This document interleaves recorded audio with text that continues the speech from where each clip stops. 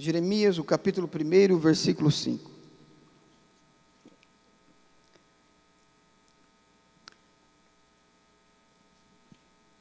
Feche os seus olhos e vamos orar. Bondoso Deus que estás nos céus, abrimos a Tua palavra e queremos Te agradecer pelo privilégio de poder nessa noite estudá-la e rogar ao Teu Santo Espírito que fale ao nosso coração e à nossa mente.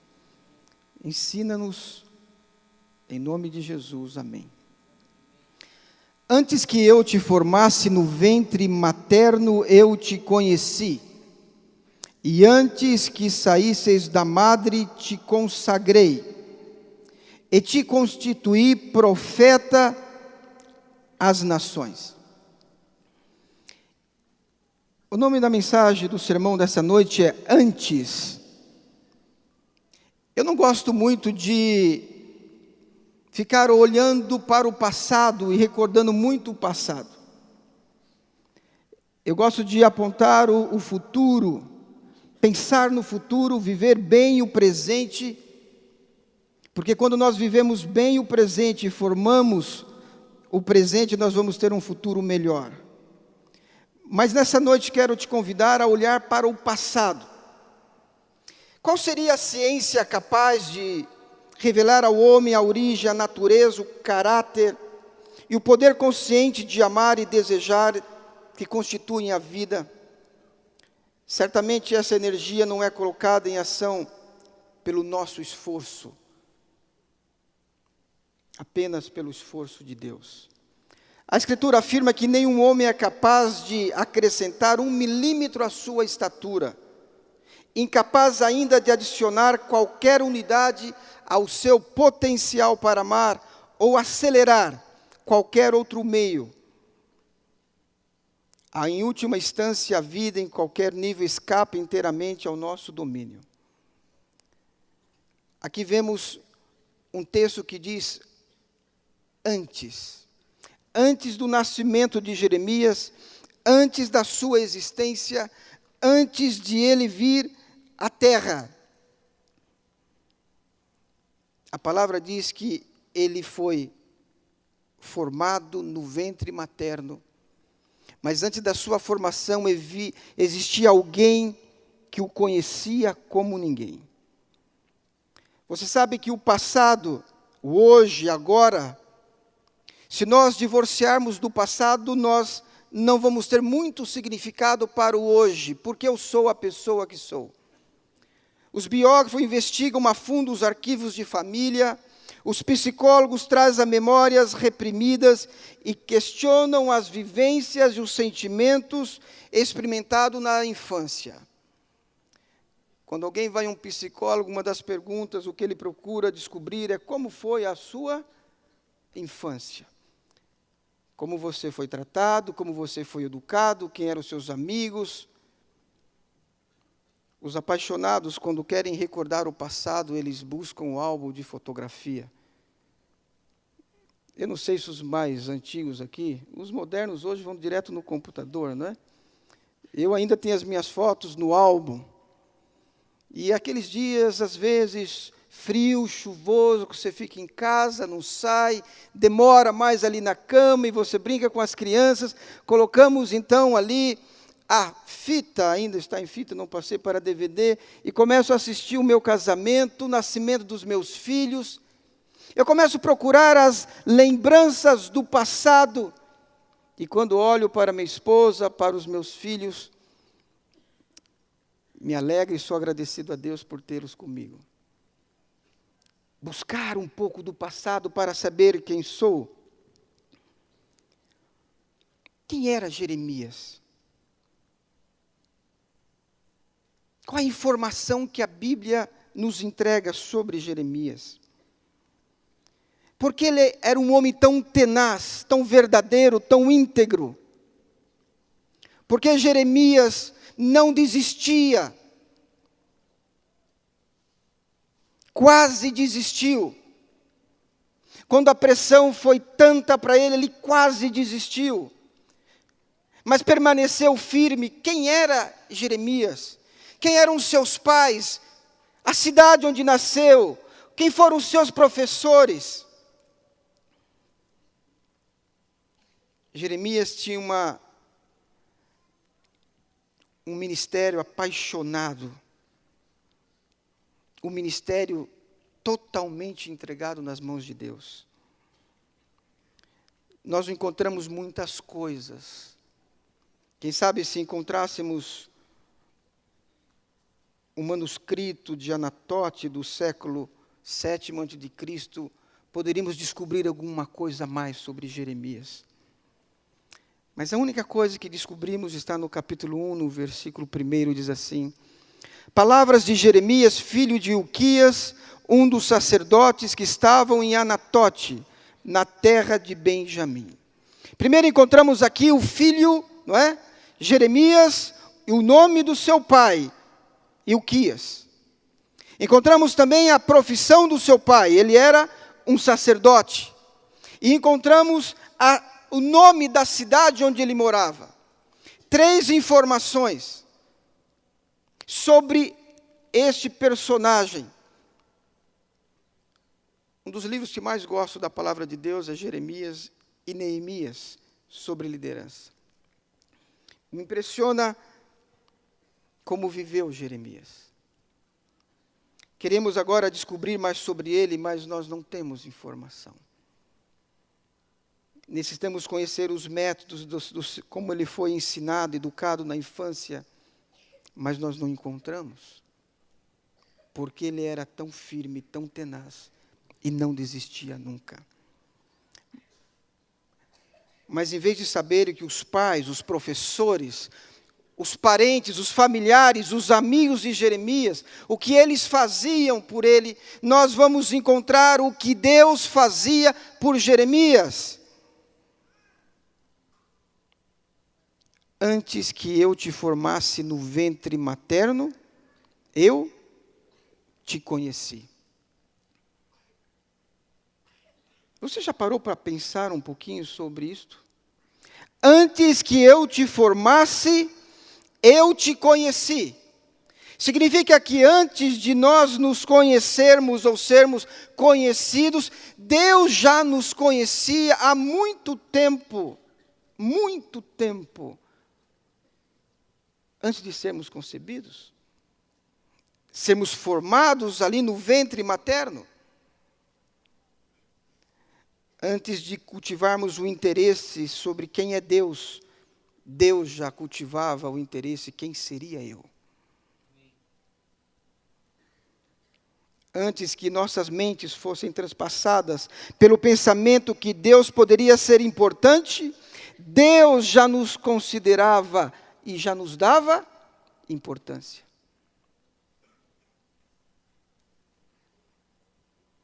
Deus nos conhecia antes de sermos conhecidos no útero materno.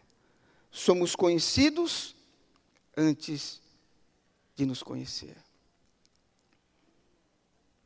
Essa percepção da vida deve mudar totalmente a nossa maneira de pensar. Eu já conversei com várias pessoas que dizem assim: pastor, por que eu existo? E quando se olham no espelho e dizem assim: eu não gosto do que vejo. Geralmente algumas garotas têm dificuldades com o espelho, porque acha que deveria ser como as outras. E nessa multidão de pessoas parece, será que Deus deu o seu toque especial mesmo para fazer você do jeito que você é? Você queria ser outra pessoa?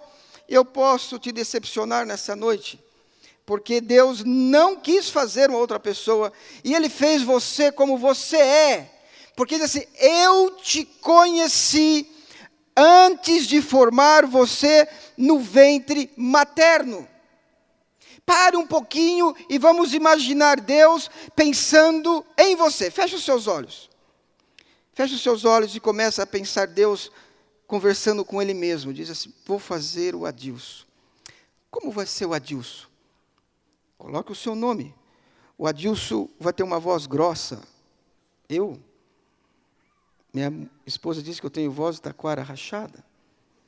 Você sabia que eu já tentei mudar a minha voz e tento impostar a voz assim, e eu não consigo? E essa voz é a minha. E quando alguém escuta essa voz, diz, é o pastor Adilson, já sabe que é assim. Mas eu não queria ter essa voz, mas eu tenho essa voz. Quando eu era criança, eu olhava o nariz da minha mãe e não gostava do que via. A minha mãe é descendente de italiano, tem um nariz um pouquinho grandinho. E os meus tios, os narizes são maiores ainda. Quando eu os conheci, eu dizia, eu não vou ter um nariz tão grande como eles. E meu pai tinha um nariz mais amassadinho. E a minha irmã também, e o meu irmão, que deve estar por aí, talvez também é diferente, é mais amassadinho. À noite eu dormia e colocava a mão no nariz assim, para ele começar a ficar amassado, porque eu não gostava do meu nariz. Não queria que fosse filado assim. Eu queria que fosse achatadinho. Você não gosta de alguma coisa em você? Algo que você não gosta? Do nariz, da orelha. E eu tenho uma orelha diferente, já percebeu que ela emenda tudo aqui, ó. Vai direto. E não tem aquele negocinho que você balança aqui. E os meus filhos olham assim, pai... E quando eles começam a fazer carinho na gente, é tão gostoso, eles começam a mexer na gente, no cabelo, começam a contar meus cabelos brancos. Pai, o senhor quase não tem cabelo branco? Eu disse, lógico, filho, o pai está jovem ainda. Mas ele chega na minha orelha assim, pai, essa orelha emenda tudo, cola tudo aqui. Eu falei, filho, é assim que Deus me fez. Deus pensou em você, pare e pense um pouquinho. Deus formando você na mente dEle. Você não nasceu, você não é fruto de um acaso, mas pastor, você não sabe, eu nem conheço o meu pai, eu nem sei quem é meu pai. Quem sabe alguém possa ter sido fruto de um estupro, e você diz assim, eu não merecia, não era para eu ter nascido. Talvez alguém nasceu com algum defeito físico e diz assim, eu não deveria ter nascido. Nenhuma vida existe sem a vontade de Deus. Você é conhecido antes de se conhecer. A nossa vida não é um quebra-cabeça.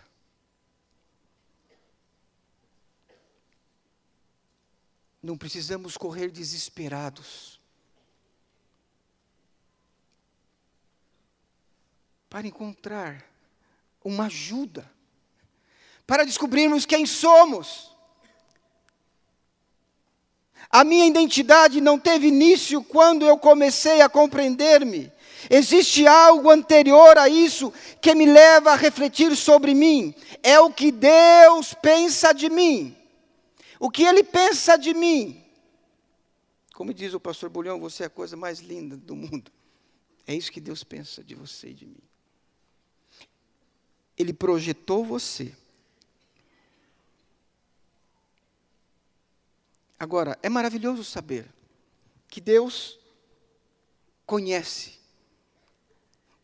você, por favor, se aceite. E é bonito ver daqui o rosto de cada um de vocês. Cada um diferente um do outro. Olha uma japonesinha aqui olhando para mim. Tudo um diferente do outro. Eu fico imaginando Deus fazendo. Só que o texto não para aí. O texto continua, ele diz assim, antes que saísse da madre, te consagrei. O que significa a palavra consagrar? O que significa? Separado para um propósito. Consagrado. Jeremias, ele foi conhecido por Deus, idealizado por Deus, antes mesmo que os pais, um se conhecesse o outro, muito antes, ele já pensava em Jeremias, ele já pensava em você, mas agora o texto vai além disso, e Deus começa a conversar com Jeremias, e diz: Jeremias, eu te consagrei, mas eu te consagrei antes de você sair da madre, antes da sua mãe dar à luz. Eu separei você, eu consagrei você. Você agora, você é meu. Separou para quê? Senhor, eu estou contente em saber que o Senhor me conhece, que o Senhor me fez desse jeito. Eu fico feliz, não sou fruto do acaso. O Senhor me conheceu agora. O Senhor está dizendo que o Senhor me consagrou.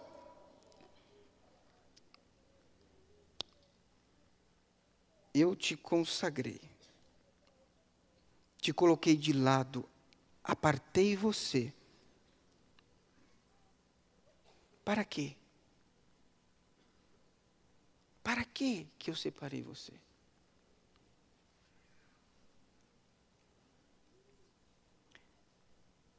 Antes de Jeremias nascer, ele foi convocado.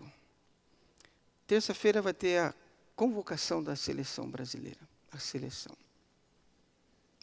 Tem muita gente que está ansioso para saber. Mas dos jogadores brasileiros, apenas um número. Quando o nosso amigo Dunga começar a ler a lista, muitos vão ficar de fora. Aqueles que pensavam que iriam, talvez não vão. E alguns que o povo quer, também talvez não vai estar lá. Mas a lista para defender a seleção brasileira, o privilégio de ser convocado para defender as cores do seu país. Aqui o texto está dizendo: eu consagrei você, eu separei você, Jeremias, para lutar comigo, para fazer parte do meu exército. Já está separado. Você foi escolhido como um combatente do exército divino. Assim ocorre com você e comigo. Deus te conhece. E Deus te consagra antes de você nascer. Ninguém nasce neste mundo para ser apenas um mero espectador. Ninguém nasce para ficar olhando. Já nascemos no meio de um conflito. E temos que decidir de que lado vamos lutar. É só isso. Eu posso desertar o exército de Deus. Mas antes de eu nascer, Ele já convocou para lutar com Ele, para estar com Ele. Mas espera um pouco, eu não tenho idade, deixa eu crescer um pouquinho mais, deixa eu terminar a minha faculdade, espera um pouquinho mais. E Deus diz assim: desculpe, amigo, eu não posso fazer isso. Porque antes de você pensar que você faz bem alguma coisa, eu decidi que você é bom o suficiente para estar lutando comigo. Você. Deus olha para você e diz assim: você é bom. Tem tudo para lutar no meu exército. Eu já escolhi você para isso. Você já está no meu time. Você gosta disso? Ou você se assusta com isto? É bom saber disto ou não? Já está convocado no exército de Deus. É um soldado antes de nascer. O que Deus faz, o que Deus está realizando nesse momento, Ele está salvando, Ele está resgatando, Ele está abençoando, Ele está provendo, Ele está julgando, Ele está sarando. Há uma verdadeira batalha espiritual lá fora. Há uma intensa batalha moral, há maldade, crueldade. Há uma peleia contínua lá fora para ocupar o coração das pessoas, para levar para o outro exército. Deus é a favor da vida e contra a morte. Se coloca do lado do amor e se opõe ao ódio. Favorece a esperança e combate a desesperação.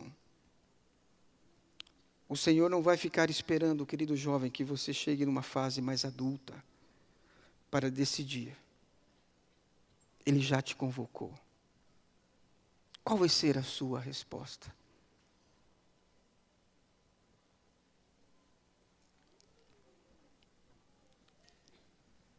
Jeremias se assustou. E Jeremias disse assim, tudo bem, Senhor, eu entendo, mas diz Deus, calma, eu ainda não terminei. Tem mais algo que eu quero falar para você. Tem mais uma coisinha só, vamos terminar de ler. E te constituí profeta às nações. Te constituí profeta. A palavra constituir significa literalmente dar.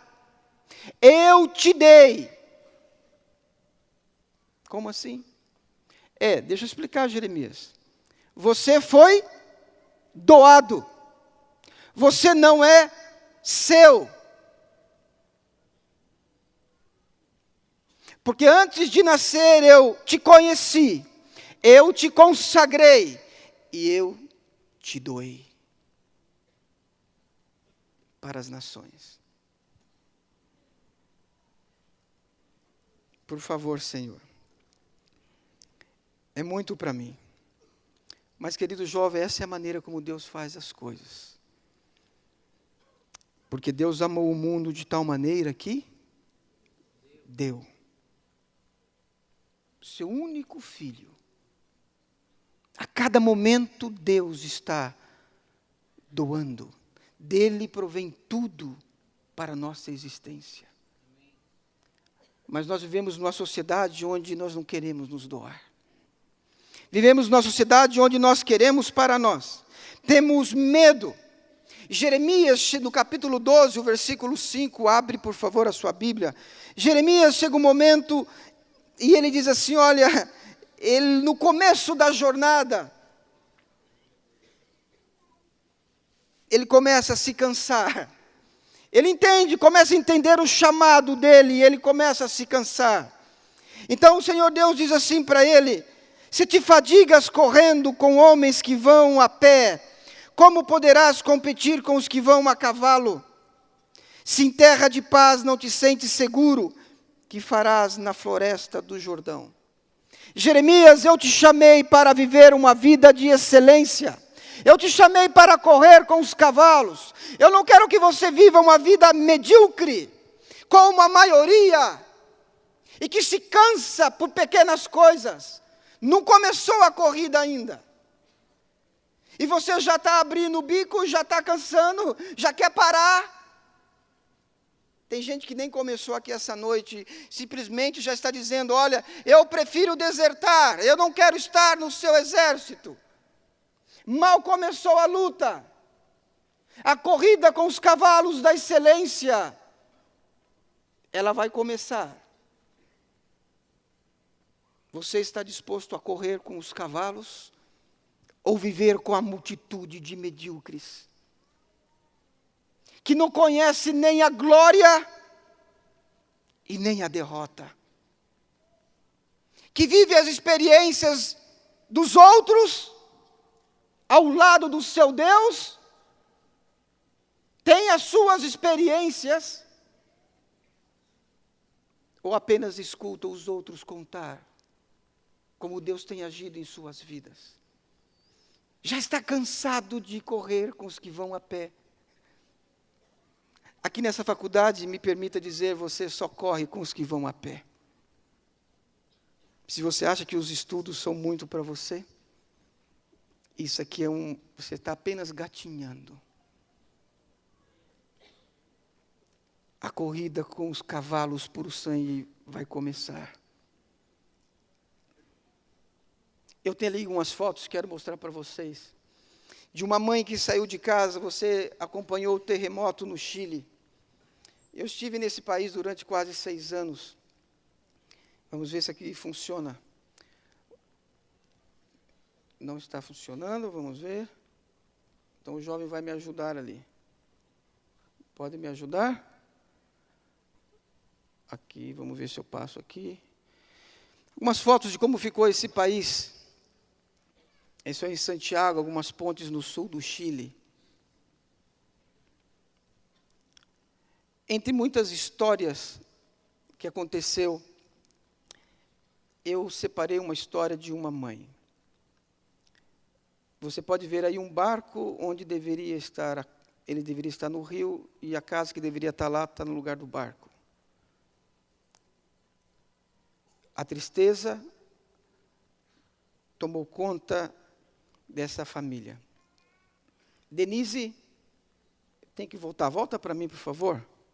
Ali na foto daquela senhora, o pessoal ali em cima. Pode voltar para mim? Denise, isso, volta. Vocês aí do computador, por favor. Vocês me escutam? Isso, volta mais uma foto. Isso, essa foto aí. Denise, esse seu filho, o filho Matias, havia saído de casa, estava passando as férias com os seus pais, os seus avós. Denise, quando teve o terremoto, ela estava em Santiago, a mais de 400 quilômetros de onde estava o seu filho. Ela olhou para o seu esposo e disse: eu não posso ficar aqui. Ela ouviu falar do tsunami que havia varrido a pequena comunidade onde estavam os seus pais. E ela decide sair, mas não tinha ônibus. As estradas estavam destruídas e Denise decidiu sair. E o seu esposo disse: você vai fazer o quê? Eu vou encontrar meu filho Matias. E Denise continuou. Caminhou por algumas rutas alternativas, pegou alguma carona e continuou caminhando. A polícia tentou impedir, mas resolveu ajudá-la a continuar caminhando. Depois de 2 dias, Denise consegue chegar e ela encontra o seu filho em um monte, em um cerro, como eles dizem, juntamente com os seus pais.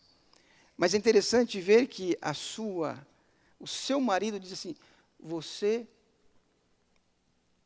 vai fazer o que lá? Não tem como você chegar até lá. E aqui existe uma frase, creio que está ali. Estava aterrorizada de viajar nessas condições e desesperada, não é? Por encontrar Matias, vi que a destruição e a morte eram grandes e disse a mim mesma: não posso ficar aqui, ele é o meu único filho. O medo foi ínfimo comparado com o estado de angústia, declarou a mulher. E acrescentou ter ignorado a opinião de seu marido, que ele dissera que seu plano era o quê? Irracional. O seu plano era irracional. E ela termina com uma frase: quando alguém tem um filho, é capaz de tudo por ele. 2 dias caminhando e procurando por atalhos, e encontrou o seu filho Matias. Correu, caminhou. Existem pessoas que não querem correr. Como o próprio pai desse garoto diz: o seu plano é louco. Você está disposto a correr com os cavalos? Você quer a excelência?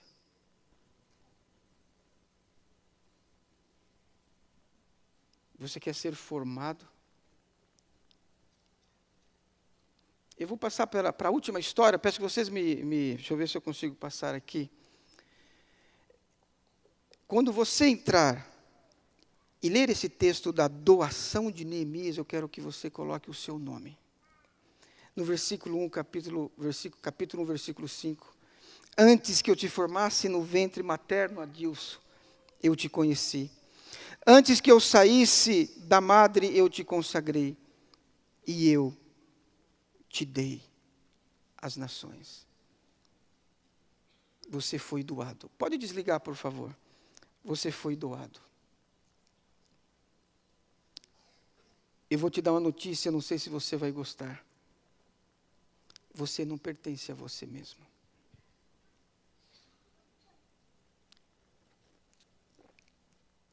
Eu sei que você está estudando porque você quer ser alguém, um profissional.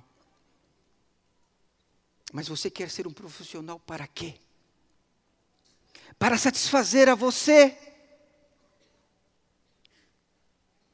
Ou para ser entregue às outras pessoas, viver pelos outros? Deus age assim, Ele doa.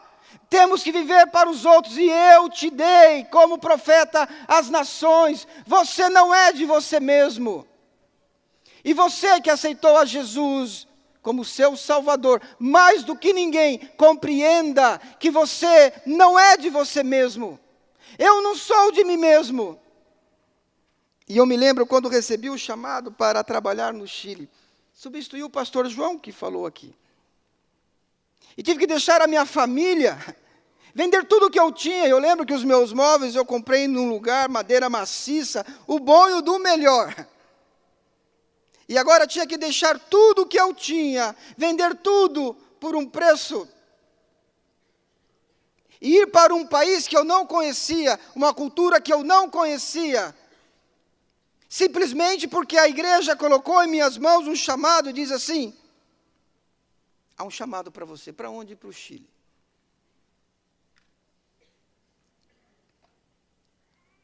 E meus irmãos, minha mãe, a família da minha esposa, entende que você foi doado. E não é só você que estuda para ser pastor, ou é um pastor. Você que faz administração, direito, enfermagem, eu não sei, engenharia civil, você foi doado. O seu serviço é para Deus. Um homem observava 3 pássaros por um tempo em uma montanha. Olhava que a mãe, a andorinha, vinha e trazia comida, e os 3 estavam ali sentadinhos. E a mãe vinha, e eles estavam assim, ó, com a boquinha aberta. A mãe vinha então e colocava a comida na primeira boquinha. E eles ficavam sorrindo, como ele feliz. E o outro dizia: a minha vez. Calma, já vai a sua vez, filhinho, espera. Ela vinha e ele na boquinha. No terceiro vinha e mais comidinha. Não tem vida melhor. Mamãe todo dia vai, busca alimento e desce. E agora tira o alimento, sobe onde nós estamos aqui e coloca alimento na nossa boquinha. Que coisa boa. Só que um dia a mãe disse assim: hoje não tem comida. E a mãe chegou do lado do primeiro e disse assim: vou te ensinar algo hoje. E começou a empurrá-lo do galho. E empurrando, e ele não queria sair. E empurrou, empurrou, empurrou, e ele grudou assim, se agarrou e de repente caiu. E foi caindo: mãe, não faz isso, mãe. E foi caindo. E a mãe disse assim: vai. Você vai descobrir algo que você tem. Eu vou morrer, mãe. Vai não, filho. E ele foi caindo, caindo, caindo. De repente ele descobriu o quê? Ele abriu as suas asinhas e voou. Chegou no segundo, ele já viu a história. Ele fechou os olhos, então ele não viu quando ele voou. E começou a empurrar ele. Empurrou, empurrou, empurrou, e ele não queria soltar. E ele agarrava e agarrava, até que ele se soltou. E novamente diz: você não me ama, mãe, porque faz isso comigo. Me manda lá para o colégio. Né? E a mãe disse assim para ele, assim: olha, fique tranquilo, filho, é necessário você ir para o colégio. E lá embaixo: mãe, eu vou morrer, mãe. Fechou, de repente, abriu as asinhas e voou. Aí chegou o terceiro. O terceiro sempre é mais complicado. E começou a empurrar o terceiro. Empurrar, empurrar. E ele segurou tanto e se firmou tanto que deu a volta e ficou assim, na rama, agarrado. E a mãe começou a bicar a patinha da criaturinha. Rebelde criatura. E bicando, bicando, bicando, bicando, até que a dor foi maior que o medo. E ele se soltou e começou a cair. Você não me ama, mãe, eu vou morrer. E começou a cair. E de repente descobriu que tinha o quê? Descobriu que tinha asas e começou a voar. Os pássaros, eles têm garras. Eles podem se firmar. Têm suas pequenas patas, eles podem caminhar. Mas é somente quando voam que alcançam a plenitude da sua existência. Existem pessoas que querem ficar agarrados na rama. Não querem soltar. Não entendem que foram doados. Não entendem que foram entregues às nações. Não entenderam ainda que Deus quer que cada um de nós sejamos uma bênção às pessoas. E nós queremos receber, e receber, e receber para nós, e termos coisas para nós. Nos agarramos a uma conta bancária, nos agarramos a um título, nos agarramos a uma profissão, nos agarramos a uma pessoa, e vivemos para nós. E a vida não se trata somente disto. A vida se trata de nos entregarmos ao Senhor para Ele nos entregar, para Ele entregar-nos a outras pessoas. Você está muito agarrado na árvore? Você tem o desejo de, nessas férias, se doar às pessoas? Eu conheci uma jovem lá no Chile, o nome dela era Bárbara. Bárbara é uma garota de 17 anos. Nunca havia comportado. Pela primeira vez foi comportar, estava com muitas dificuldades. Mas ela não desistiu. Ela perseverou. Um dia ela fez uma oração. Um dia ela fez uma oração e disse assim para Deus: Senhor, olha, me dê uma experiência. Hoje eu vou fazer o meu melhor. Hoje eu quero falar do seu amor às pessoas. No mesmo momento, um homem alto, forte, também estava orando. Ele estava dizendo para Deus que ele ia tirar a sua vida aquele dia. Disse que não mais queria viver, porque brigava com todas as pessoas. Brigava com as suas filhas, com a sua esposa. E ele queria tirar a sua própria vida. Ambos saíram naquela manhã. Bárbara saiu para comportar. Aquele homem saiu para uma ponte para tirar a sua vida. O grupo tinha um projeto chamado Operativo Vida Sana, e na praça eles aferiam a pressão,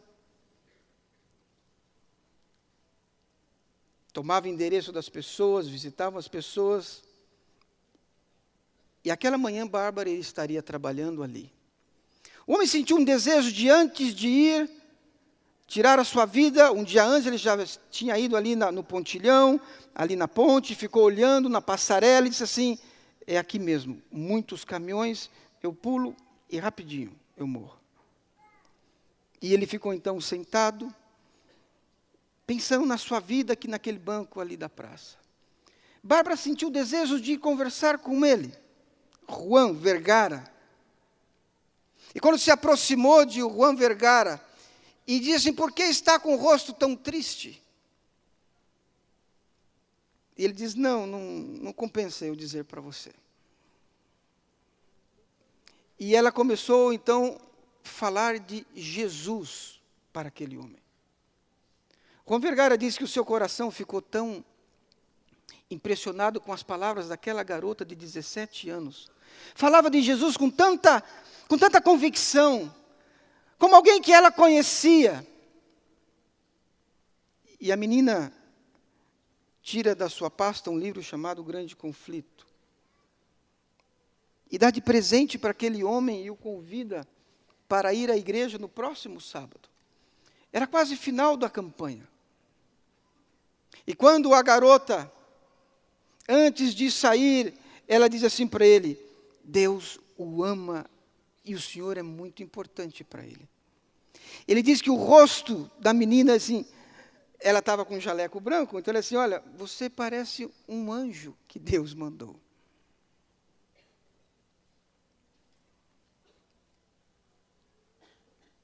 Juan Vergara não mais foi ali na passarela para se jogar.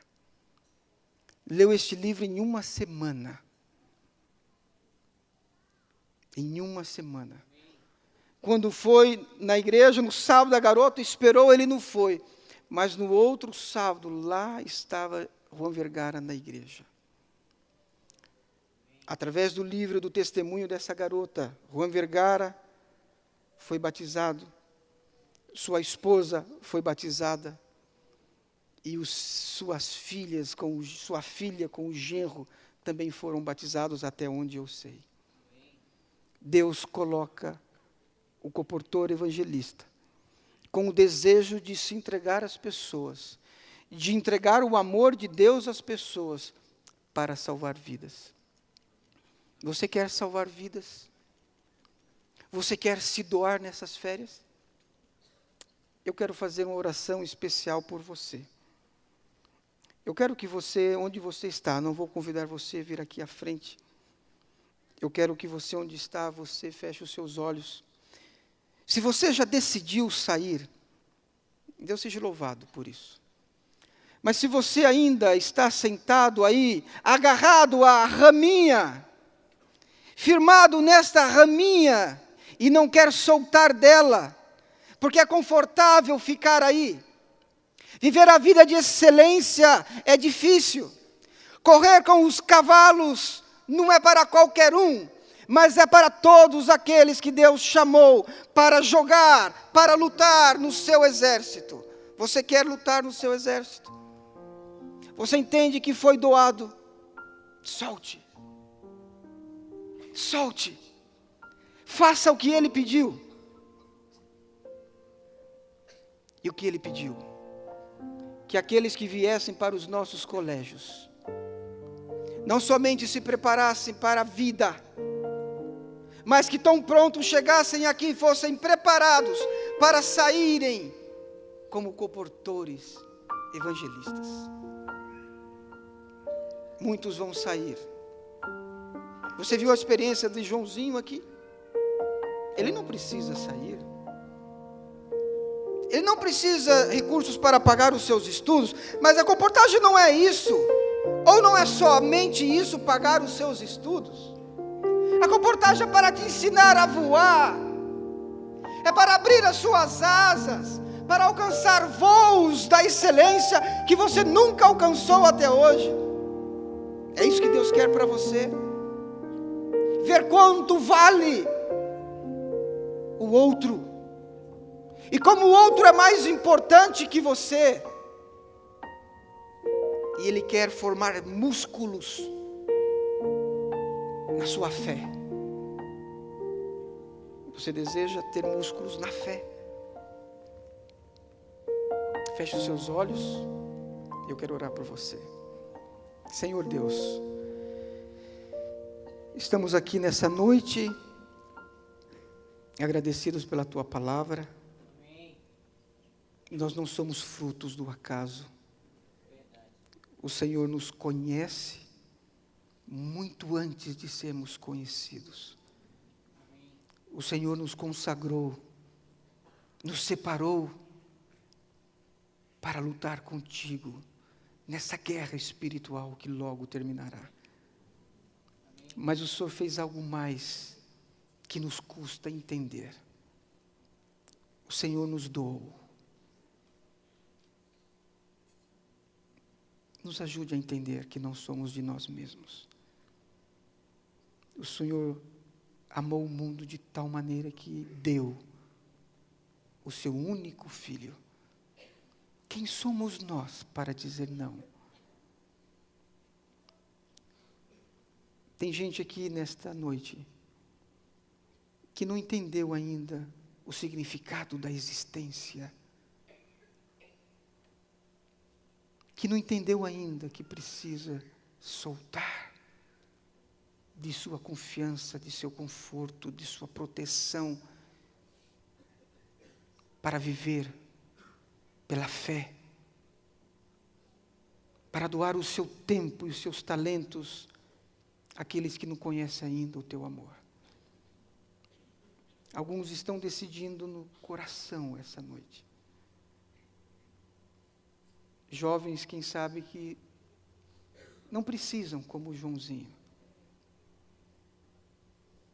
Jovens, quem sabe, que têm medo porque tiveram uma experiência frustrada. Mas a comportagem é muito mais do que pensamos, do que ouvimos. A comportagem é a escola que o Senhor preparou para que as nossas asas fossem abertas, os músculos fortalecidos, e para que conhecêssemos o Senhor em toda a sua força. Abençoe a decisão desses jovens nessa noite. É o que pedimos em nome de Jesus. Amém.